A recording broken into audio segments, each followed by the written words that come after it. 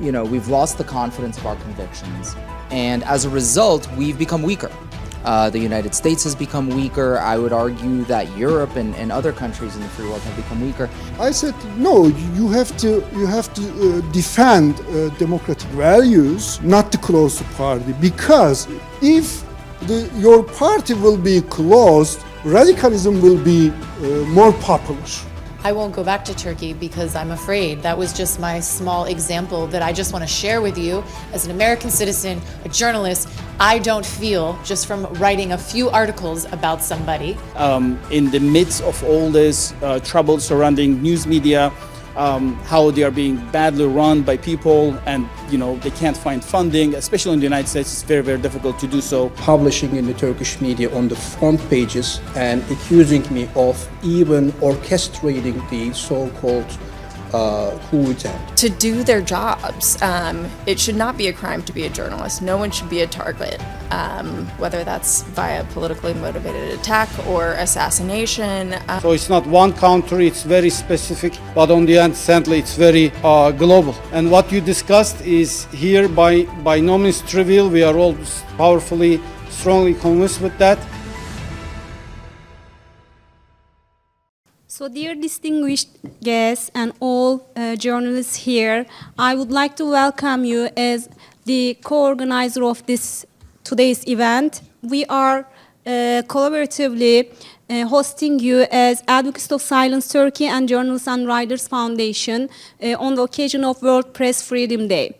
And as the second session of today, we are gonna again be hearing from journalists in exile and all other experts from different contexts and different professional backgrounds. But before beginning, I would like to welcome you with a reference to Martin Niemöller. I'm sure that you heard all about his famous words. I would like to refer his words to picture the situation in Turkey in terms of press freedom, but a little bit a different version. I'm gonna update my own version, and I wanna say that they came for journalists. We don't know the rest of the story because there was no one to tell us. So what remains when a country lacks press freedom? What? Manipulation, provocation, polarization, and hatred spread through the only remaining media. I mean, let's say pro-government or government puppet masters. And there is more.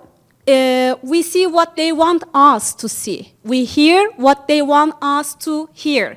We enjoy what they want us to enjoy, and we fear what they want us to fear. How? There should be a strategy for these tactics. So dismissals, mass detentions, even torture that are shown to warn us, to warn the people that speaking up will lead to those consequences, and everyone around us becomes a suspect, that we have to protect ourselves. We have to be on guard all the time, ready for conflict. Then there are so-called journalists in the pro-government media outlets, the media figures that, more zealous than the Pope. They spin tales that we live in the most developed country, that all the other nations envy us. And when it comes to affording medication, food, education, we look around to look for people to blame. Why does that happen? Because it's the only free press that often takes the greatest risks to uncover and reveal the truth. And since there are almost no free journalists right now in Turkey, genuine journalists, we just hear, as I mentioned, what the government wants us to hear. So we need all the jailed journalists to be released as soon as possible. That's why we are here today, to speak up on this occasion. Because we need to hear the truth from real journalists, not from government puppet masters or YouTube pandits, mafia, and media manipulators. And I want to welcome all the speakers today. And I'd like to introduce the moderator of this session, the amazing woman, Laurie Watkins. Here is a very brief information about Laurie Watkins in this manner.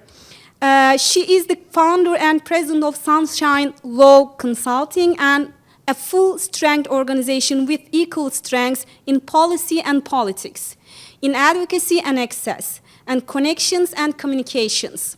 Laurie is also an accomplished speaker, best-selling author of the award-winning books such as Go From Stress to Strong. And she's a human rights champion and women's rights advocate, proudly. For 2 decades, Laurie has developed strategies to bring people together around common causes. Laurie is a veteran of several presidential, congressional, and gubernatorial campaigns, is an active partner of the Truman National Security Project, chair Chef's Table, and mentor and coach to the Brooke Owens Fellows. She is a social impact leader, recognized expert in public policy, national security, foreign affairs, and expanding education and opportunities for young women and girls. I'm glad and I'm honored to welcome you. And here, the floor is all yours. Thank you so much for your contribution. Thank you for having us today. Hello, everybody. Thank you for joining us today to commemorate and talk about these important issues. I am joined today by some amazing experts and journalists that are here to speak with you today and speak absolutely truth to power. So I'm going to introduce them briefly. Sitting next to me, please do not critique me or think it's out of anything but love that I'm trying to pronounce your names. Aydogan Vatandas, is that right? Yes. You are a journalist and commentator, editor-in-chief of Politico on harassment and hate crimes against journalists in exile. You are an investigative journalist from the U.S. He specializes in political science and international relations. He is the author of 13 books, many of which have become bestsellers in Turkey. One of which is Reporting from the Bridge and Hungry for Power. Erdogan's Witch Hunt and the Abuse of State Powers are the first 2 books published in English in the United States. He is the founder and editor-in-chief of .com, and he is here to speak with us today. Next to him is Mahir Zeynalov, who is a columnist and journalist, editor-in-chief of the Globe Post. Thank you for joining us today. Here to speak on transnational repression against journalists in exile. You have a diverse range of work and experience in media and digital marketing. Mahir started his career as a correspondent at the LA Times in September of 2004 and held this role until December of 2006. In September of 2008, they joined today's Zaman as a news editor and continued in this position until February of 2016. In July of 2016, they became the CEO of the Globe Post. In December of 2017, they transitioned to the role of executive manager at the Defense Post. In April 2018, they founded their own company, MZ Digital Marketing, and throughout their career, he has gained significant experience in media and journalism, as well as leadership and management roles in the digital marketing industry. Education includes attending Harvard University. However, the specific start and end year as well. Oh, sorry, that is not for you to read.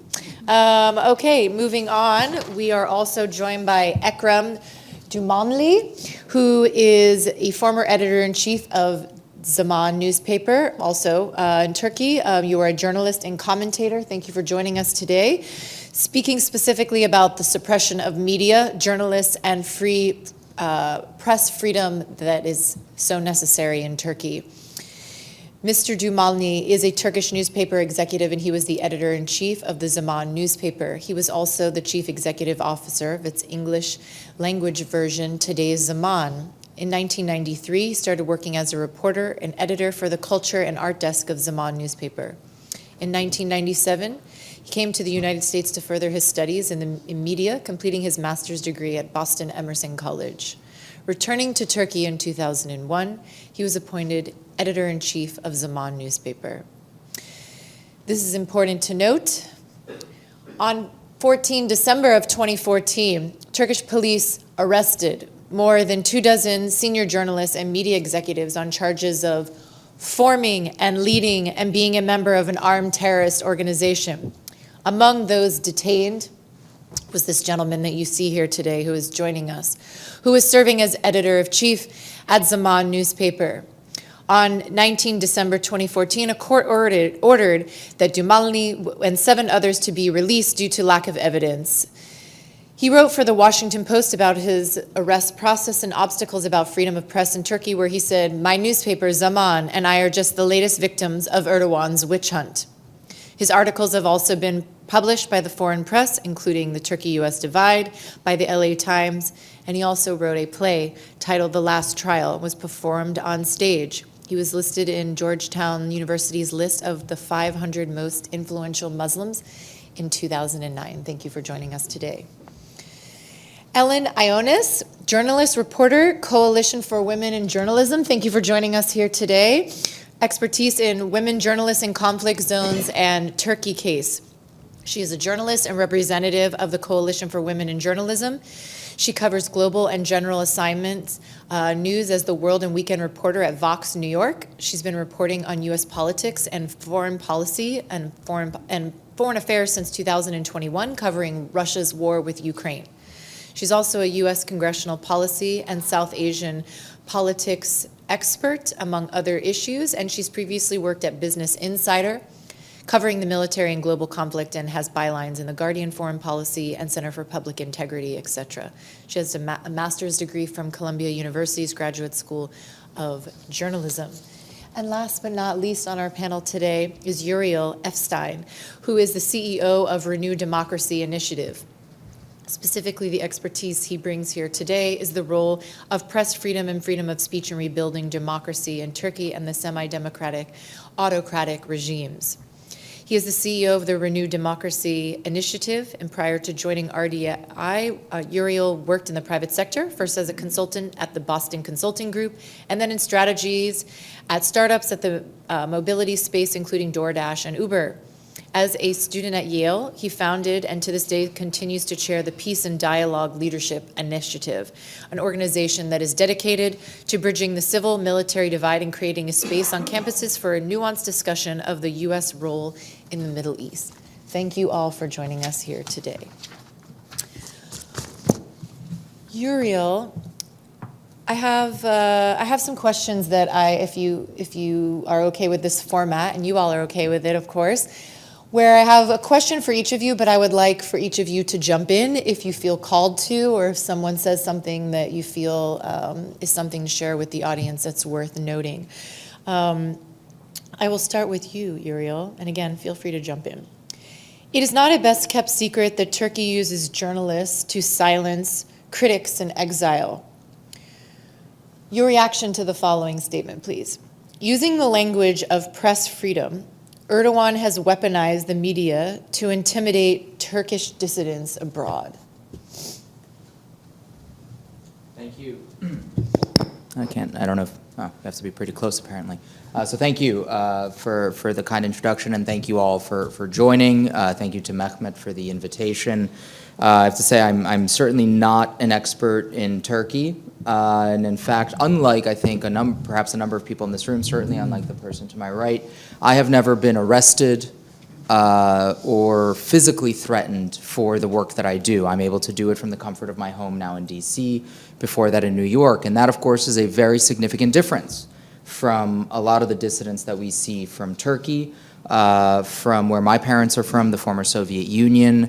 And it's the reason that sort of RDI does what we do, is we want to amplify the voices of these dissidents within the free world, not only because of what the free world can do to support dissidents in oppressive countries, but perhaps just as importantly, because of what you guys, what dissidents can offer to those of us in the free world. And what I mean by that is that, I think it's no surprise to anyone here that folks in the US, and I apologize, I'm going a little bit to the side of your question, and I'll return to it. Folks in the US, and I think in other free countries, have sort of lost faith in our own democracies. We've lost the confidence of our convictions, and as a result, we've become weaker. The United States has become weaker. I would argue that Europe and other countries in the free world have become weaker. Meanwhile, authoritarians have been getting stronger.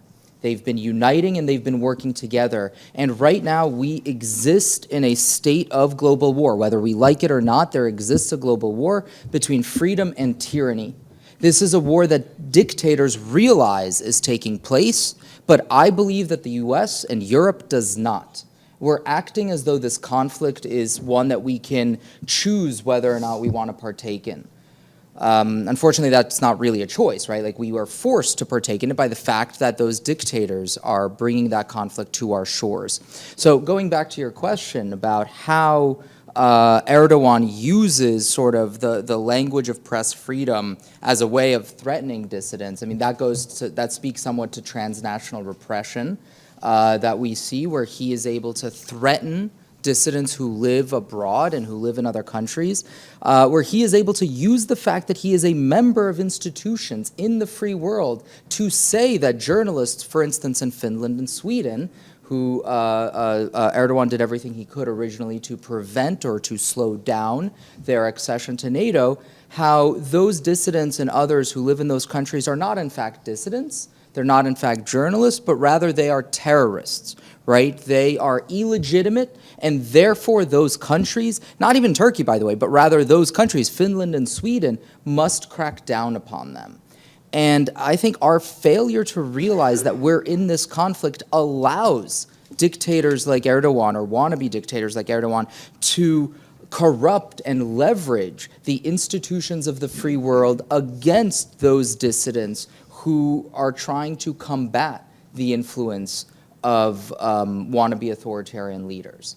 And so from our point of view, what we strive to do is bring together the resources of the free world with the voices of those who have experienced oppression in a way where we can teach Americans, we can teach other free people the value of our own democracy, the importance of defending it, and the importance of combating the influence of those dictators. Because here's the thing, right? Erdogan, the threat that he poses by leveraging that language of free press and so forth, he poses that threat to Turkish dissidents.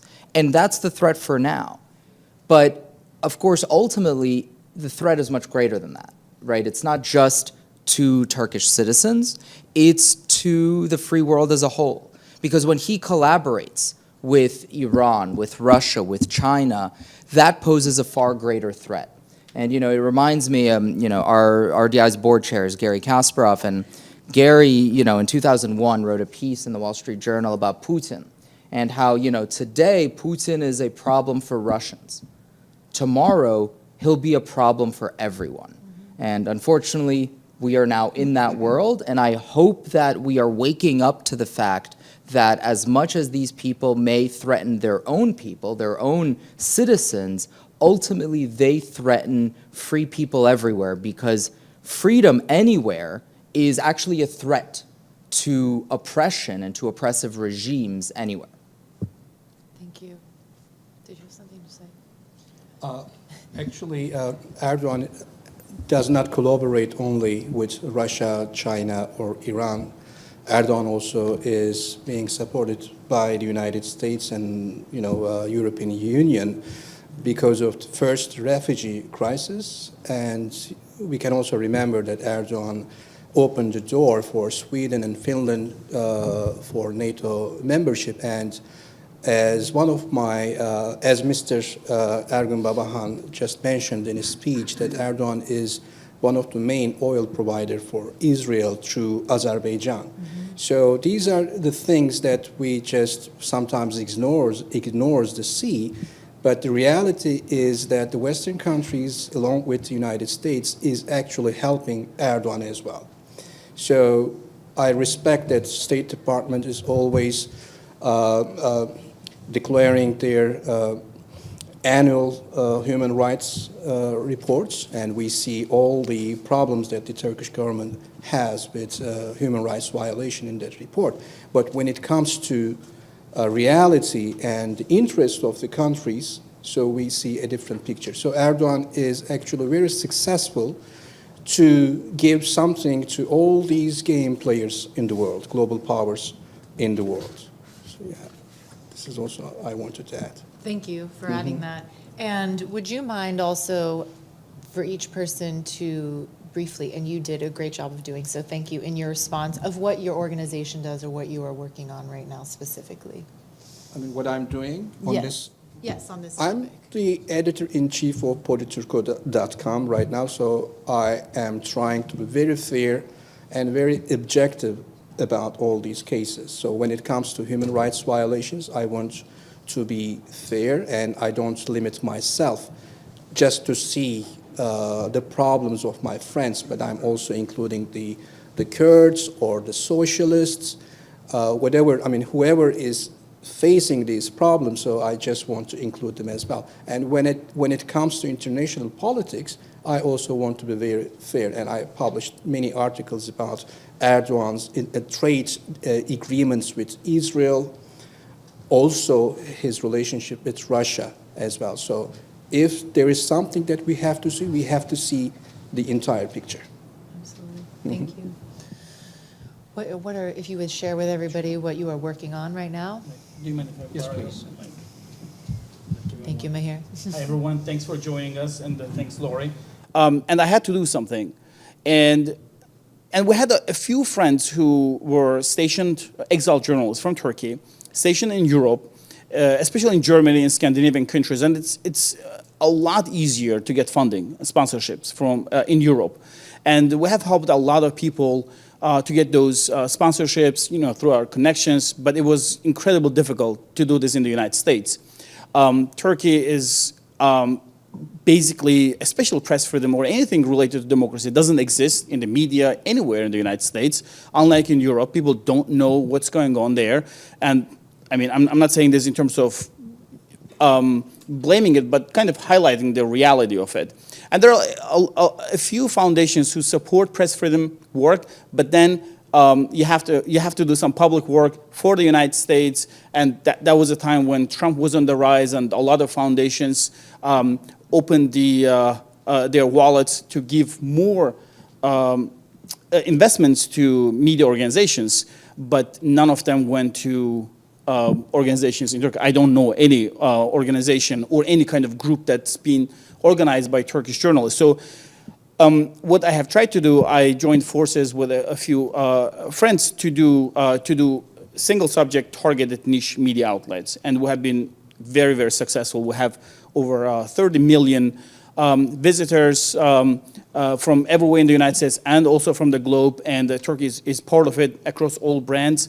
And I think that was the way to do, because in the midst of all this trouble surrounding news media, how they are being badly run by people, and they can't find funding, especially in the United States, it's very, very difficult to do so.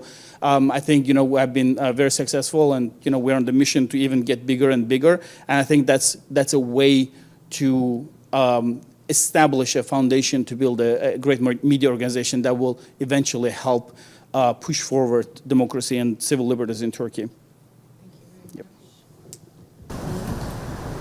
Yes, so I'm here representing the Coalition for Women in Journalism, which is an advocacy organization. We help women reporters and LGBTQI reporters all over the world documenting press freedom violations and advocating for those violations to be reversed, especially when we're talking about imprisonment, arrests, and the like. And we also provide safety and mental health resources or the coalition provides safety and mental health resources for reporters all over the world. And so one of the important things I think that the coalition does, and other organizations like the Committee to Protect Journalists, Reporters Without Borders, RSF, is we document all of these cases and describe what violations of press freedom look like, why they're happening, and why they're happening to certain groups. For example, some of the coalition's work in Turkey does in fact focus on Kurdish reporters and how they're singled out and attacked politically and have politically motivated charges levied against them, which is part of a nationalist project that isn't limited just to Erdogan, but is, it's a long-term issue within Turkey. So, I think one of the most important things that these organizations do is to document. And that's also my job as a journalist, right, is to document and to speak truth to power. That's one of our main goals, or it should be. So that's what I personally do, and supporting our colleagues and demanding that they be allowed to do their jobs. It should not be a crime to be a journalist. No one should be a target, whether that's via politically motivated attack or assassination. No one should be injured or should be afraid to do their job, and our job is really important to the health of a democracy. So I'm really honored to be here. Thank you for that. As far as I understand, I prepare something, and I'm going to forget this. And okay. I believe I am the only one who used to be very close to Erdogan. I know him very well because when I was in Boston to take a master program, his son Bilal came to the United States and he was in Boston. We met sometimes, but he talked about his father and his father's dream for democracy, human rights, something like that. I had never met Mr. Erdogan at that time. And when I was in Korea, 2003, Bilal came to with his father to me, and he talked to me, and he said, "This is my father. This is my, Ekrem Dumanli. He is a writer and journalist. He used to live in Boston. We had some conversation about future of Turkey, something like that, and it started. But honestly, I obviously say there is a border between Erdogan and as a journalist me. I had kept saying, you are the politicians, I am the journalist. It must be some borders here. And I believe I really kept it, the borders. But obviously I can say, he's not a brave man. Don't worry about it. Because I have never we were the first editor-in-chiefs with the traveling from Turkey to San Francisco, right? In 2002, 2003, something like that. Yeah, maybe 4. He was, trying to say Turkey will be a more democratic country. I changed my T-shirt. I am not Islamist. I am not radicals. I believe in democracy. I believe in pluralism, something like that. But, I just want to tell you, we were in Senegal with the president of Turkey, Mr. Gül, Abdullah Gül, at that time. Mr. Gül and we were 3 journalists and columnists and writers, Hassan Cemal, Erdal Şafak, and me. Mr. Gül talked about some, democratic reforms to Muslim countries' leader. And then he came back when we were at the hotel, and we heard the latest news which was about closing the, Erdogan's party. We were shocked because a few minutes ago, Mr. Gül talked about democracy, being a member of EU, something like that. And then we came back to Turkey and I visited him. He was so desperate. He lost his hope. He was so, confused. And I said, don't worry about it. We need to fight not to close the party. He said to me, look, they're gonna close our party. Judge will decide to close the party. I think I supported him in terms of closing party in the democratic system. The government has, I believe, doesn't have authority to close the party, even Kurdish party, even Islamic party, if they are in the process. And I said, no, you have to defend democratic values, not to close the party, because if your party will be closed, radicalism will be more popular. That's my concern. Not just me, everybody is concerning about rising of radicalism in Middle East, in Turkey. But I saw him, he was so afraid of something. But he got the power and he pressured all the journalists and writers and academics and intellectuals. He told me that, of course, we can defend our democracy and try to not to close the party, but they're not gonna listen to us, and they're gonna close the party. If you don't obey him, that's my point. If you are not obeying him, he become enemy of your newspaper or magazine or TV station. In 2014, you mentioned that I was arrested and detained at my newspaper's headquarters. There was nothing, but Mr. The picture Hidayet Karaca, who was editor of STV channel, and me and other journalists. There was a rumor at that time. We heard that Mr.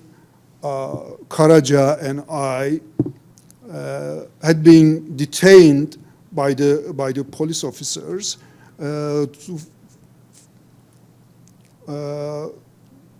December 14, 2014, and we went to the courthouse. We met with the head of prosecutors. He said, no, don't worry about it. There's no files, there's no accusation, and I have been doing journalism more than 30 years. I have never faced any accusation of something or criminal activities or something, but suddenly we became a target.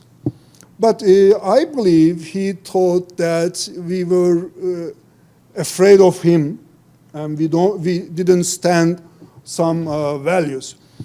When we were waiting, just the point I would like to make it here, when we were waiting for officers to be arrested and detained, or whatever you say, and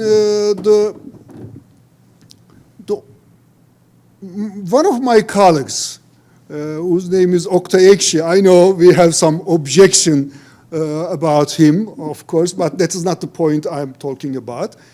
He came to the headquarters and he told us old fiction stories. He said that, look, there's a media model in Middle East and some Central Asia. The anecdote is about freedom of press. According to him, he told us, he said, a customer comes to the newsstand and he says he wants to buy a newspaper and he name it. For instance, let's say he wants to buy Hürriyet. And the seller took the seal from the counter and stamped Al-Hurriyet, and he gave it to a newspaper to customer. And another customer comes to newsstand, and he said, I would like to buy a newspaper, my newspaper called, the name of the newspaper is, for instance, El-Milliyet, El-Sabah, El-Akşam, anyway. And the same seller took the seal and pressed El-Milliyet on the paper and said, this is your paper. And it goes a whole day. The newspapers actually are the same, but logos are different. Mr. Erdogan tried to create this kind of media model. Unfortunately, Mr. Ekşi was right, and he pointed out and he underlined that if we don't defend Mr. Karaca and Mr. Dumanli, we will have the same media model created by Erdogan. Unfortunately, he is right because of lack of solidarity of journalists. That's the point. We can make a list, long list, why and what had happened in Turkey in terms of freedom of press, freedom of thought. Of course, we can make some long list and we can blame somebody and mention some mistakes, but one of the most important things is, I believe, lack of solidarity between journalists. Still, I'm seeing that some journalists, writers, and academics are trying to protect their comrades. If they are leftist, they are trying to keep them safe. If you're religious, you are trying to keep them safe. But this is not the solution, I believe. This is not the solution. One of the panelists mentioned that last week, the Turkish government and judicial system detain and arrest 9 Kurdish reporters and editors. You know why? If we defend journalism in 2014, maybe it's not going to happen easily because we didn't have good solidarity and empathy and sympathy, and they say, okay, they are different. The other side say, okay, they are different.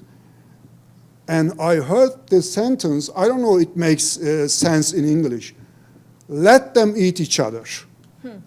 Yes. Yeah.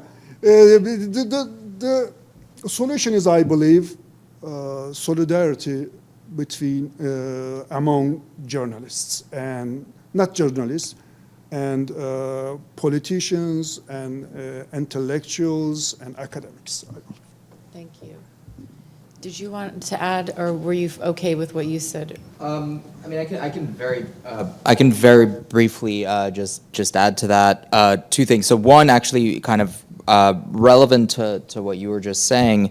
It's not just that journalists and others need to be in solidarity with one another. It's that we have to realize that we're living in a very different world today, and the problem is that even in free countries, you have mainstream media and journalists who are true, who try to stay true to the truth, are being overwhelmed by demagogues, by the loudest voices, by disinformation from authoritarian regimes, by people trying to tear us apart. Which means that, you know, on the one hand, in oppressive regimes, not only must journalists remain, you know, in solidarity with defending one another's freedom of press, they must also realize that their jobs have changed, and that it's no longer only about reporting the truth.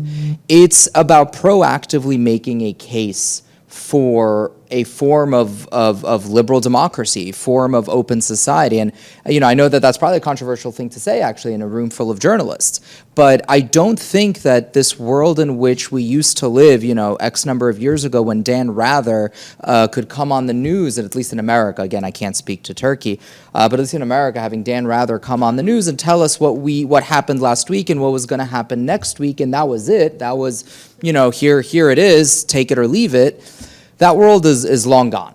And so now when you have journalists doing their job, part of it is contextualization. It's offering the public and the people a narrative where they can understand and they can put the different pieces of what's happening together for a complete picture that will in turn make it more difficult for disinformation, for demagogic voices to break in. Right, and that's, by the way, a really hard thing to do, right? Because demagoguery is naturally appealing to human psychology. Simple answers are something that people want to hear, right? Like, you know, this group of people is to blame, and that's it, right? Journalists are the enemy of the people, and that's it. These are simple messages that appeal to wide swaths of the public who actually want someone to point the finger at. And so our job, I think, is much more difficult because we not only have to speak the truth, but we also need to be able to speak it in a way that's emotionally visceral and compelling. And then just very, very quickly, because you mentioned transnational repression, I do just want to note two additional pieces that my organization, the Renewed Democracy Initiative, is working on. One is in October, we will be hosting a conference on transnational repression in the U.S.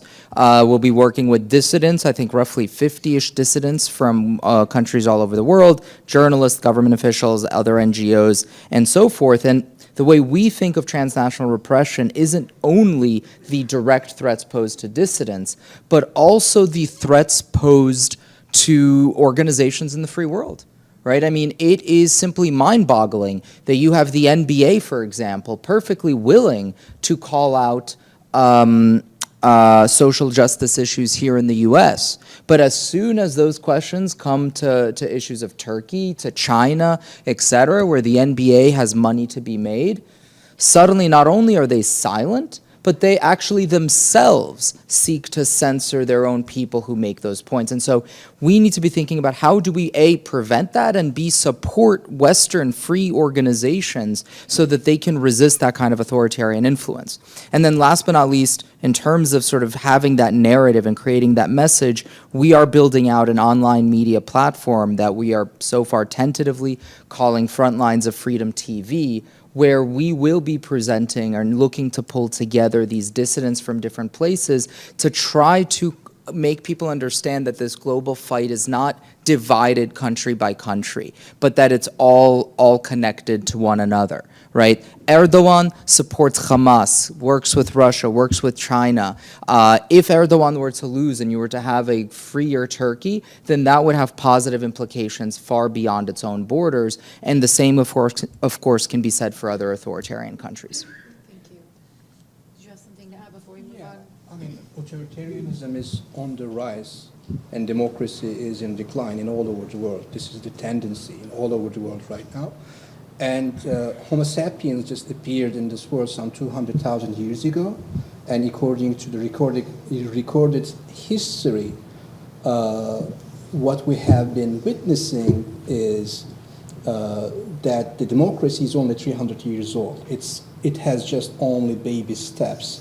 And democracy just appeared because of the demands of the people or the demands of the new business elites in United Kingdom or in Europe, just to protect their assets from the kings. So it was just part of the capitalism. Democracy is actually a production of capitalism as well. So when it comes to the United States, we also see some problems. So my friend just wanted to mention some free countries. We see some problems as well. African Americans in this country gained their voting rights in 1965. In 1917, a socialist politician was convicted just distributing some flyers in this country.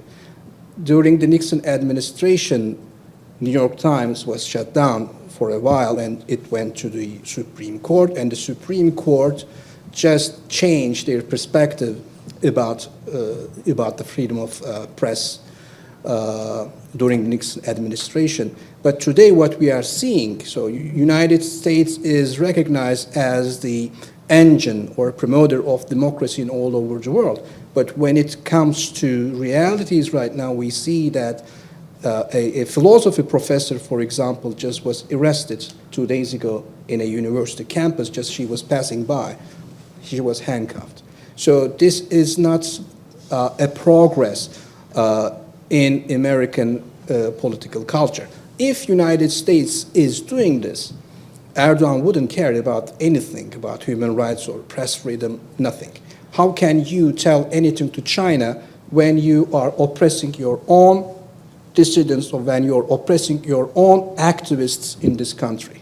Hundreds of people were arrested in this country just in a day, and they are university students. So when it comes to some certain issues, some difficult issues, United States has a red line, and the system doesn't want anyone to cross that red line. So this is double standards. So United States, if United States want to promote democracy, human rights in all over the world, so they first need to respect their own citizens' rights in this country as well. Can I push back on that? Very quickly. Very quickly, yeah, sorry. So one, just a factual point, African Americans were actually granted the right to vote in 1870. Southern states. In southern states, let me correct it. In southern states, they gained their rights in 1965. I'm sorry, that's still not true. The 15th Amendment to the Constitution is what granted African Americans the right to vote, and that was ratified in 1870. They were restricting voting in southern states. Now, that's what I wanted to say. Restrictions, that's true. It was imperfect. There were poll taxes. So what was the main reason? What was the main reason of the civil rights movements? What did they fight absolutely, for? Absolutely. That's what I wanted to say. That we completely agree with. But I do think it's really important to note that there is a significant distinction between the imperfections within an American democratic system and the overt, significant repression that exists in countries like Turkey, China, and Russia. It is not a it's not even a difference in degree. I mean, it's a difference in kind. And in fact, what, kind of to your point, what Xi Jinping, what Putin, what Erdogan do is they point to the imperfections of Western democracies, because no country is perfect. There will always be imperfections. But they point to those imperfections and say, look, they are no better than us. But the fact is that while those imperfections exist, the story of the American democratic experiment is ultimately a story of progress, and the significant differences between the rights that the American people, that American journalists and others and activists enjoy versus the rights that, rather the rights that activists in Turkey and other places don't have is huge. It's night and day. So for all of our imperfections, it is still a very, very, very far cry from countries that are overtly authoritarian. Thank you. And I will just say, oftentimes I also wear a hat as a political commentator on Middle East television networks. And I cannot tell you how many times that was the pushback to me as, well, look at your own country. And I just want to point out that I would say, as my response is, yes, while there are many imperfections, the fact that I am a female woman, a white woman on your network, being given the opportunity to speak on these issues, and the fact that we have democratically elected representatives in our country, while it is imperfect, I say we also have a judiciary and a checks and balance system that allow us to be able to challenge, or when someone commits a crime, etc., we have due process that people will go through, and the system is working for itself. We see people having protests out in the streets because they are using their voice. Those people at the same time might be getting injured or abused by law enforcement. That's not to say two things can't be the same can't be right at the same time. And so thank you for bringing that up, because it is something that these authoritarian regimes try to use further to divide us here in America, and it is highly effective. It is highly effective. So part of how I was connected to be a moderator here today, and I'm so glad that I was, I went on a trip with the Truman National Security Project and the Rumi Forum to Turkey on a cultural experience trip, national security, etc. And I was privileged to be at the Today Zaman offices, and went and met with the entire staff there. And shortly upon my return, all over the news was this crackdown that Erdogan was initiating. And literally a place that I had been in and met with these individuals, it was like I was being gaslit here in the United States by saying, oh, no, they don't exist, right? They were doing crimes and they shouldn't have been there in the first place, and now they're all in jail, as if what we had seen and heard and the people we met with were fiction, which they weren't. So I wrote this op-ed, and I didn't really think anything of it. And it was translated into Turkish in a number of newspapers. And on the last, it will not be my last visit to Turkey, but the last time I was there, I was being followed. Mm-hmm. I was on a train. I was coming back to the airport to meet. What was the year? I believe that was 2015. And who am I, right? I was on a train, and this individual wouldn't stop talking to me. I was on the train for a while, and the fact that he stayed on the whole time, it just was very odd to me. Long story short, we get to the airport, and I just started running, and I met my group, and part of them were from the Rumi Forum as well, and a member had gone on that trip previously and said, Laurie, they know you're here because you had already come through this airport earlier today, and so they know you're here. He has his people tracking you. I just assumed I knew who that was. But I just want to mention this to you as me, the person who's moderating this panel today, that I was a person who decided to use my voice as an American woman to write about an injustice that I saw that was happening in another country. It was then picked up, translated into that language, into other publications. I now do not, and now this is scary for me, I'm saying this publicly on the record, I don't feel, for me, I've made the decision that until Erdogan is gone, dead, I won't go back to Turkey because I'm afraid. That was just my small example that I just want to share with you. As an American citizen, a journalist, I don't feel, just from writing a few articles about somebody, that after what I experienced, that it is safe for me or anyone that I am with or associated with to go and visit Turkey. So that brings me into one of my questions, which is, the number of journalists jailed in Turkey has more than doubled in the past year, and as the government is increasing pressure on free expression, this is only getting worse. The CPJ globally found that 363 journalists are imprisoned for their work. In Turkey, other media outlets have been blocked. Turkey's radio stations and TV Supreme Council, Artuk, has revoked licenses and the country's press advertising agency and has withdrawn ad revenue from critical media. I'll pose this to anyone out there who wants to answer this. What are ways that the press, journalists, young people what are ways that they've been able to circumvent these barriers of free press I'm specifically talking about Turkey right now, but what are some ways, just besides traditional social media, that you are finding that when something is shut down or it's turned off or a platform is turned off, how are people able to circumvent to continue to get the truth out there? Who wants to take it? During the earthquake, for example, we have witnessed that the Erdogan government shut down internet in the earthquake region. So why did they do that is still an interesting question. I mean, what did they want to gain in shutting down the internet just after the earthquake? I mean, do they want to gain some political, gains in this? I'm not sure, but this is what they did, and this is also possible. I just want to say that authoritarian leaders never want to leave the office by elections. So Erdogan has full control of the military right now. He consolidated his power in the military, in the Turkish intelligence, in the police forces.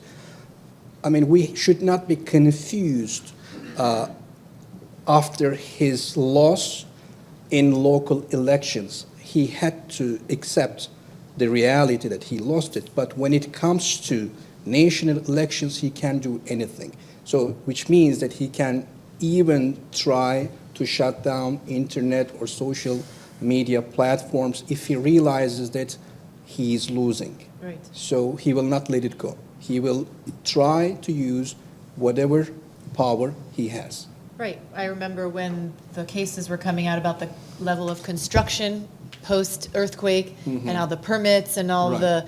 that was immediately shut down. Yes. That any of those articles, you couldn't find them miraculously, etc. So that Yeah. was just something that came to mind.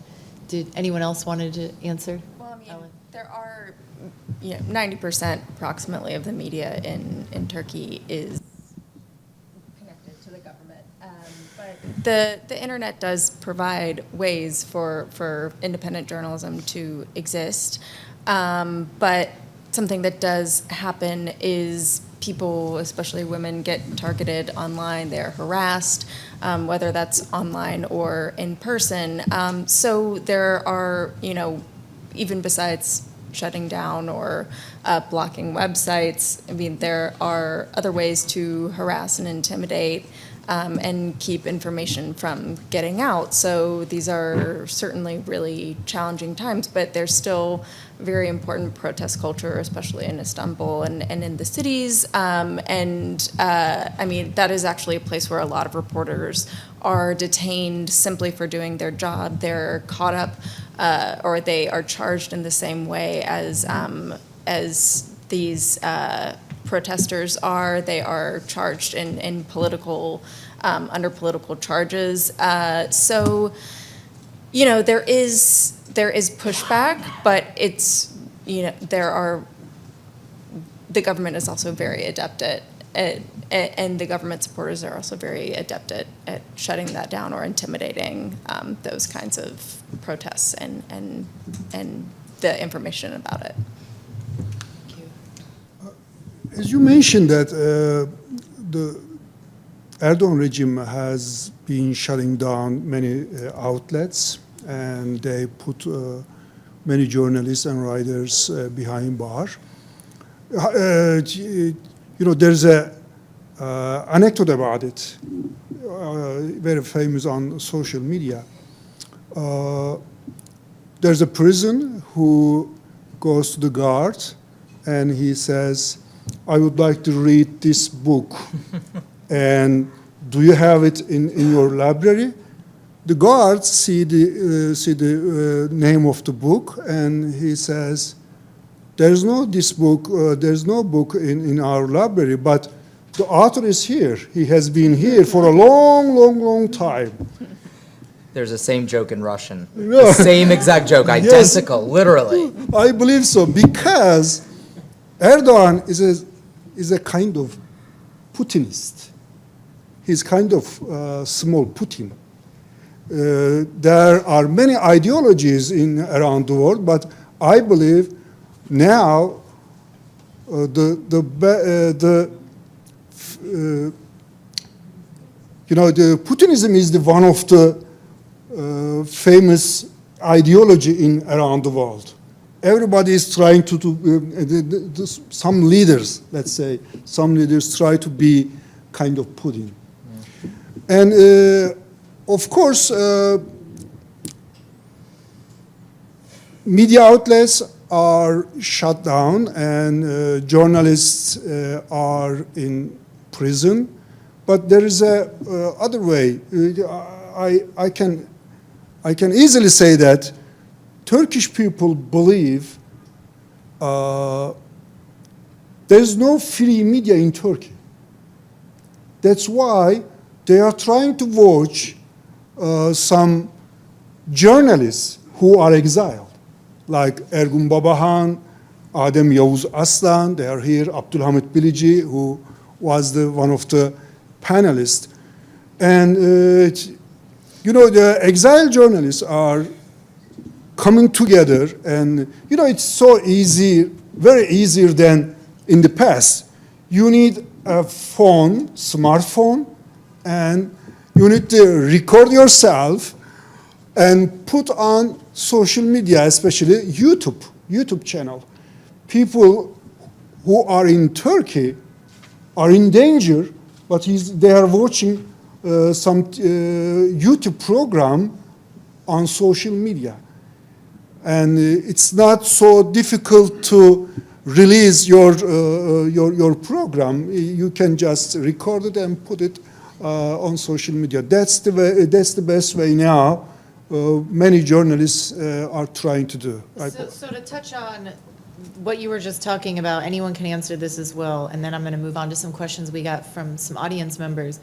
Do you think that, you know, the fact that Erdogan's government has clamped down on media freedom at home, it's co-opted journalists into working at government-friendly news outlets, into becoming tools of this like cross-border repression, do you think this has allowed the state to reach outside of Turkey's borders? I think I know your answer, but if you could elaborate, to intimidate journalists and dissidents who have sought refuge in Western Europe or North America? Yes. Well, in 2015, I wrote a book about Erdogan's leadership style. And in 2006, January in 2016, I wrote another article about Erdogan and his family's involvement with smuggling ISIS oil in the region. And after that, Erdogan government demonized me, dehumanized me also, and they harassed me in different occasions, in different circumstances. They were secretly taking my photographs and publishing in the Turkish media on the front pages and accusing me of even orchestrating the so-called coup attempt. But the problem is that I also received a death threat through a text message from an Erdogan supporter in New Jersey. So the FBI was involved, and the law enforcement, the police forces were involved. So it was so interesting for me that the U.S. law enforcement couldn't find that perpetrator. We never heard anything who these perpetrators were, who were taking our, photographs. Besides Anatolian agency, because Anatolian news agency is owned by the Turkish government, so they were working as an extension of the Turkish government, but they were also secretly taking our pictures. It's not the journalism thing. But someone just texted me and said that we are going to shoot you in the head, we're going to kill you soon, and you will see that. So it just went to the police, to the FBI, and we didn't learn who the perpetrator was. So the article was, again, as I said, the title was, the Erdogan's involvement with the ISIS oil in the region. And the other thing is that Erdogan government has very long arms, even in this country, and the New York mayor is under investigation, FBI investigation, for his potential, affiliation with the Turkish government. We don't know yet what the result of this investigation is, but as an American citizen, as a New Jersey resident, I observed that the Turkish government has very broad, network in New Jersey. So it is so interesting for me, for example, so when I was when I just received that text message, so who was the director of the police force at that time in Passaic County, for example? I just realized that the Passaic police director just committed suicide. I'm so sad for him. But he committed suicide in a restaurant affiliated with the Turkish government. Okay? How could that happen? How could a police officer, police director choose a Turkish restaurant, affiliated with the Turkish government to commit suicide in the restroom of the, and 5 minutes before his suicide, he just was, they took pictures, him and with the other, the owner of the restaurant together. So when I remember that, I don't want to name this restaurant, but one of my friends, a journalist, a senior journalist friend of mine, he's older than me, he remained 5 years in Turkish prison because our photograph was secretly taken in that restaurant in 2015, and they just used this photograph as an evidence, and they affiliated, because he was with me in that photographs, it was an evidence, and he stayed in Turkish prison for 6 years. Yes, this happened. We're going to switch over to the importance of roles, gender roles in media and journalism and how that plays.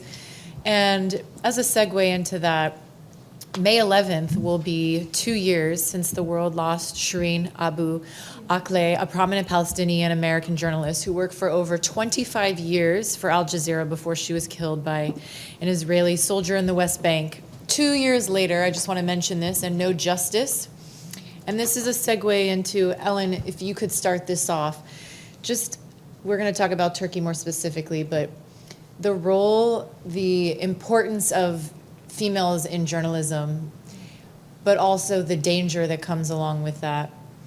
And if you could elaborate a little bit more also on the work that CFWIJ's work in Turkey specifically is doing on, with regards to the gender perspective. Sure. Yeah. So,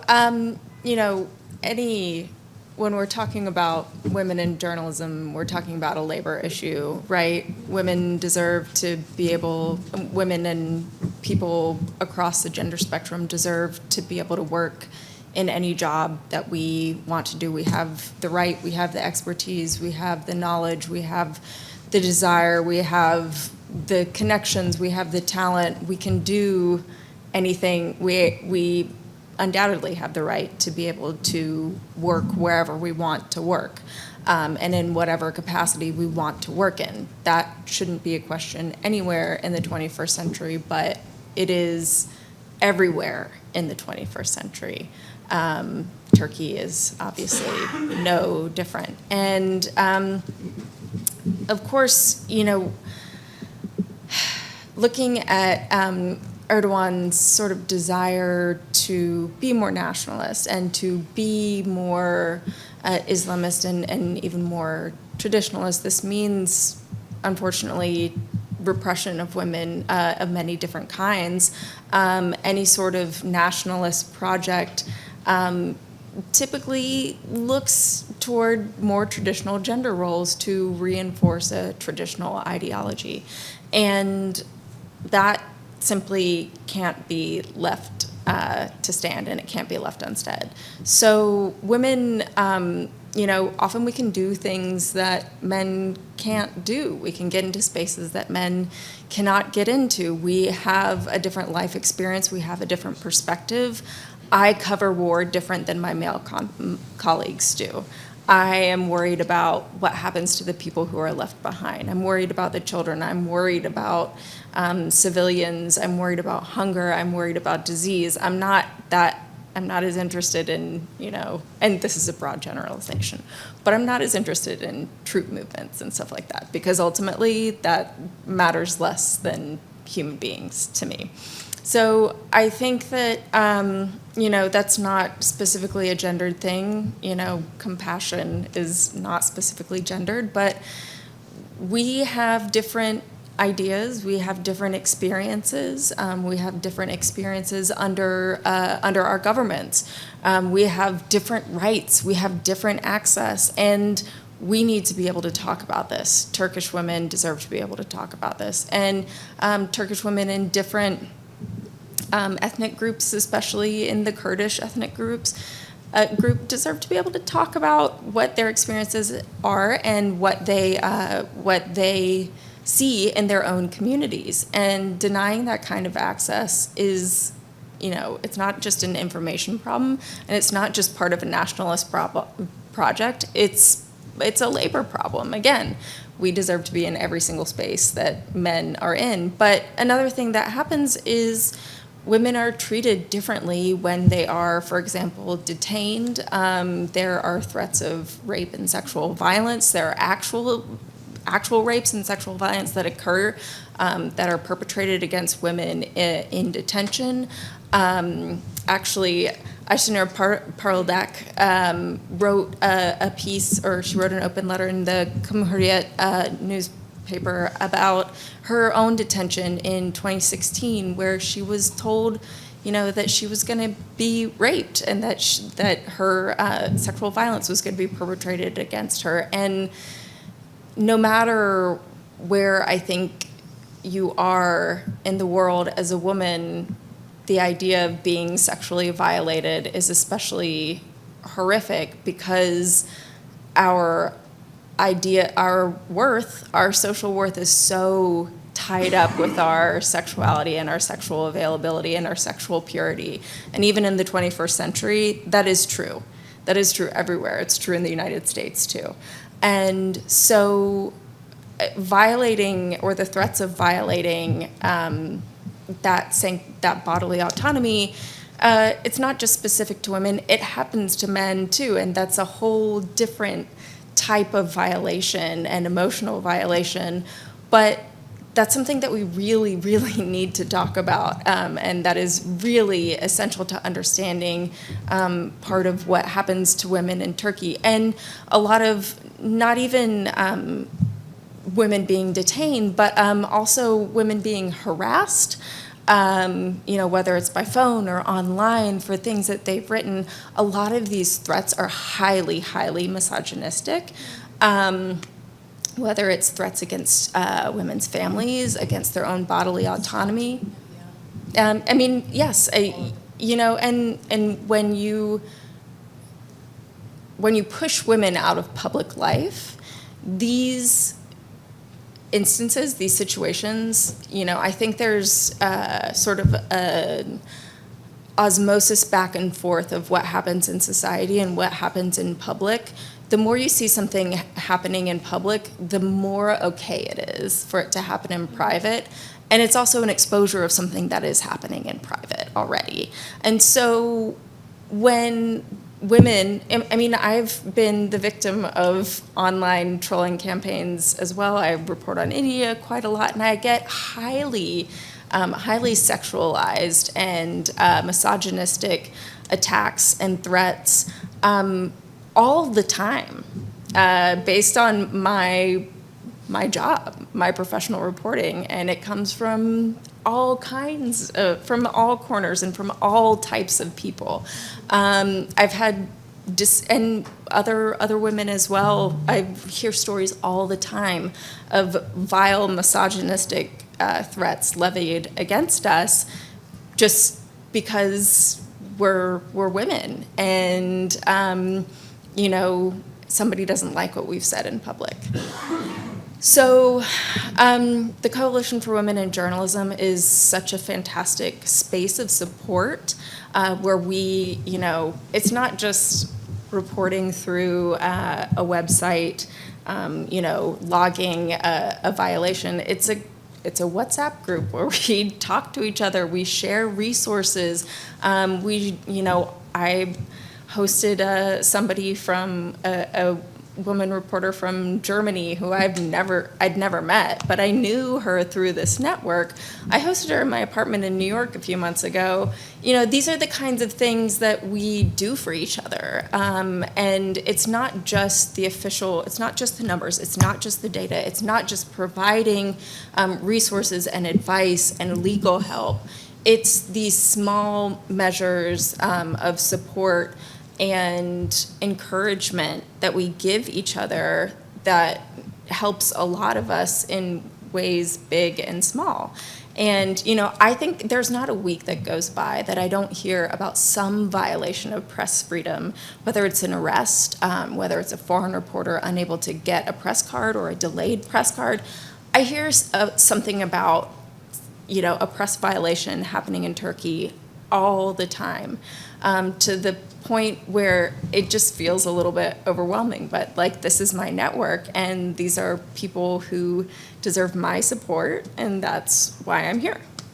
Thank you for what you were doing, really, because it's not just women. I know this to be true, that your organization and organizations like yours are supporting women and journalists to remain in the field, to remain in this profession, that by having this community, that people do have each other's back, and that you can stay at a perfect stranger's house because you know that you're in this together, men and women. I think that's really important. We want to help each other. We want to support each other, but we also need your support too.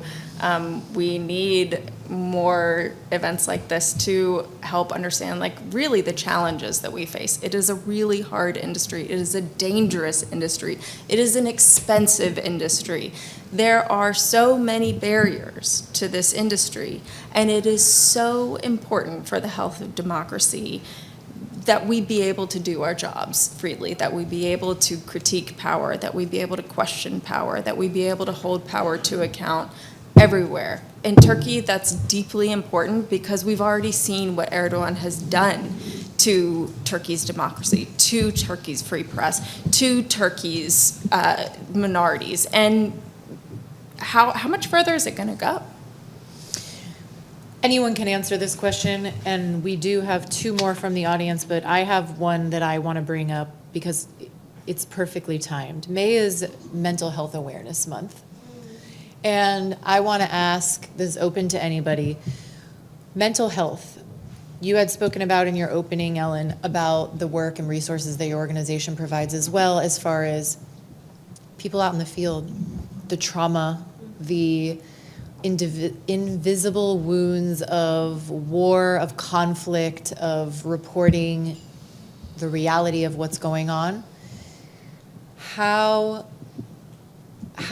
Just thoughts, what are people seeing and hearing? Like, what comes to mind when I bring up mental health and journalism? I do want to say something quickly. There is a huge mental toll, and I'm sure the gentleman journalist can speak to this more, of being watched and being surveilled. That wedges itself in your head so quickly that you begin to self-censor, you begin to question reality. These are very, very challenging things to deal with. I took a reporting trip to Guantanamo Bay last year, and I've reported in Turkey, I've been to Lebanon, I've reported in India. Like, I've been in repressive environments.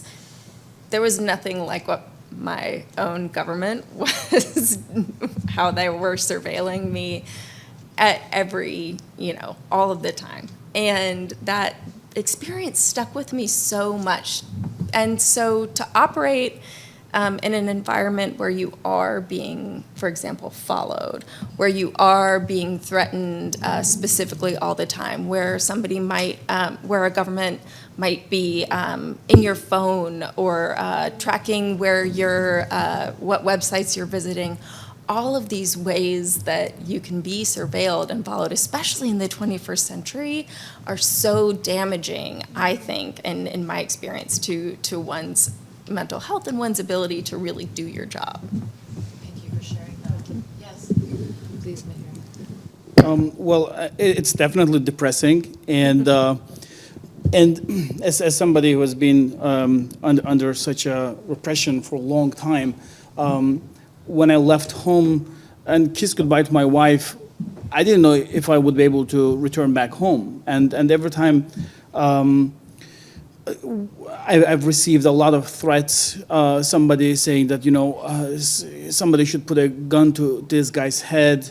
It really takes a toll on my family, on my wife, and on myself as well. Our beloved President Erdogan is a workaholic. He works a lot. And he works so much that after running the country, he has so much time left that he messing with journalists. And 10 years ago, he filed a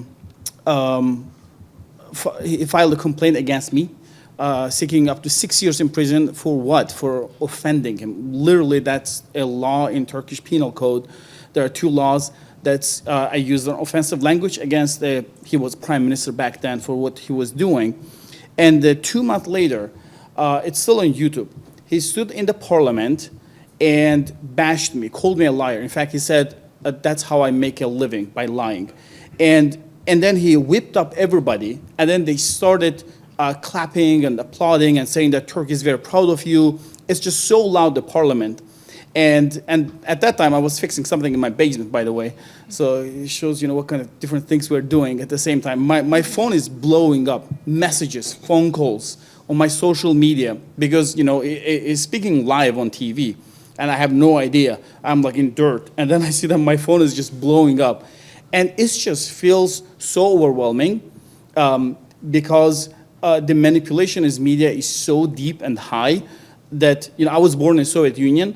Like I know in 1991, 92, 93, when we opened up to the world, we just started realizing how different world out there is, because we have been told lies like 70 years, like what kind of country we are and what kind of country, the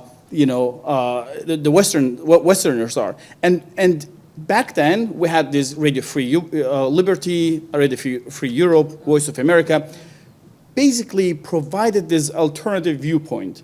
Today, it's impossible. And we talk a little bit about this because it's the time has gone in which these dictators rolled out tanks and shut down newspapers and somehow made sure that there's nobody speaking.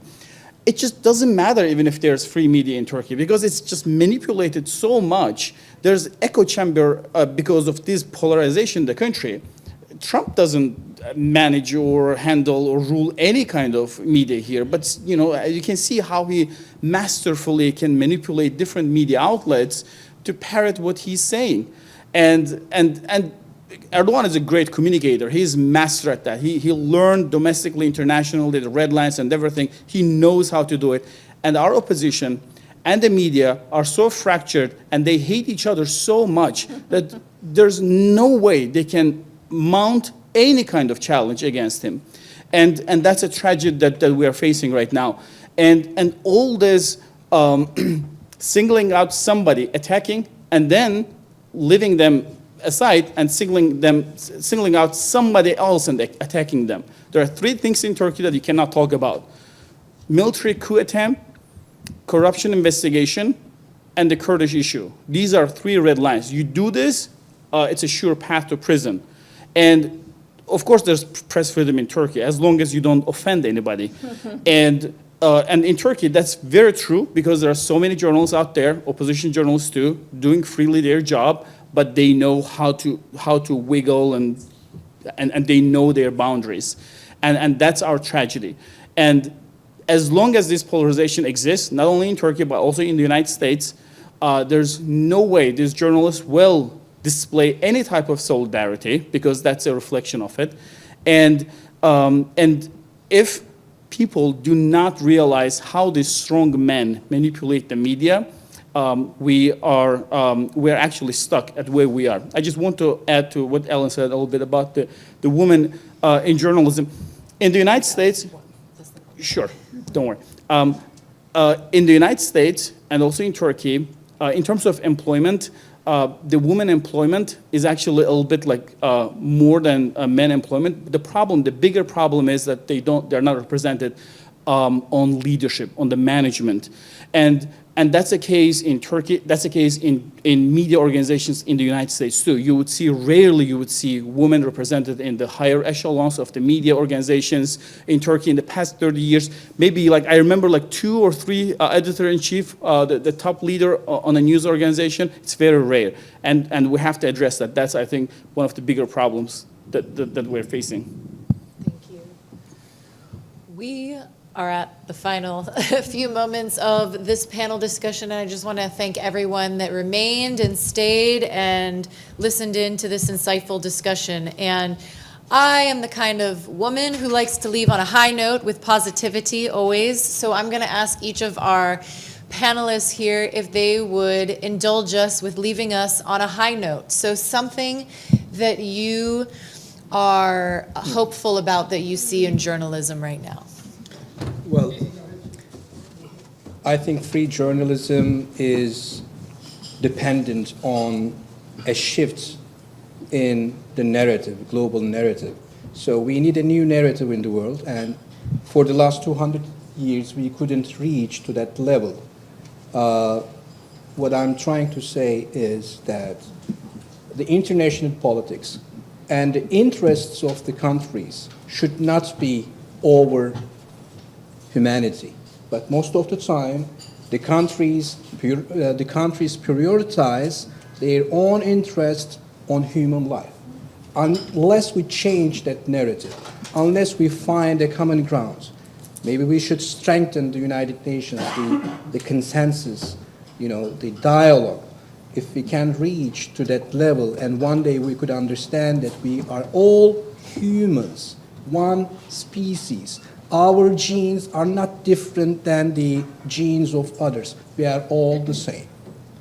When we realize that fact, when we reach to that level, maybe we can talk about free journalism or human rights, etc. Thank you. Well, high note is very difficult under these circumstances, but what gives me hope is that we're not another Iran or Egypt or Russia. We have a history of a little bit democracy, and that gives me a lot of hope. We remember what it means to live in a country that has a little bit vibrant media, and unlike other countries, we have no recollection of what it means to live in a country where journalists can speak truth to the power, and that, I think, is a glimmer of hope that exists in Turkey, our history. Thank you so much. It's really hard to come up with a high note, especially given sort of the state of my industry, even here in the United States. But I do find a lot of hope in just the organizations, selfishly like the Coalition, who are working to support journalists and to reiterate that our job is critical, that we deserve to work, we deserve not to be targets, and we deserve to be represented, and the harms that are levied against us and that happen in our day-to-day work, they matter. It matters that we're harassed. It matters that we're denied access, even though these things are not as significant as perhaps being jailed. They do matter. So I get a lot of hope, I guess, from being part of the Coalition. I would like to add something she said. We are talking about journalists and writers. Actually, we are talking about human beings. We have relatives, children, and they are also suffering some pains. One of my nephews called me a few months ago, and he said, he's calling from Germany, he said he needs a letter from me. I tried to count it, 17 nephews and relatives were in jail. as you know, my wife and my children left my country with their, it was so dangerous, it was so difficult. My daughter was 1 year old and my son is 6 years old. And look at that picture. I have to mention that Ayşenur Parıldak at the corner. She graduated law school. She was like 22 years old. And she was detained and she was arrested.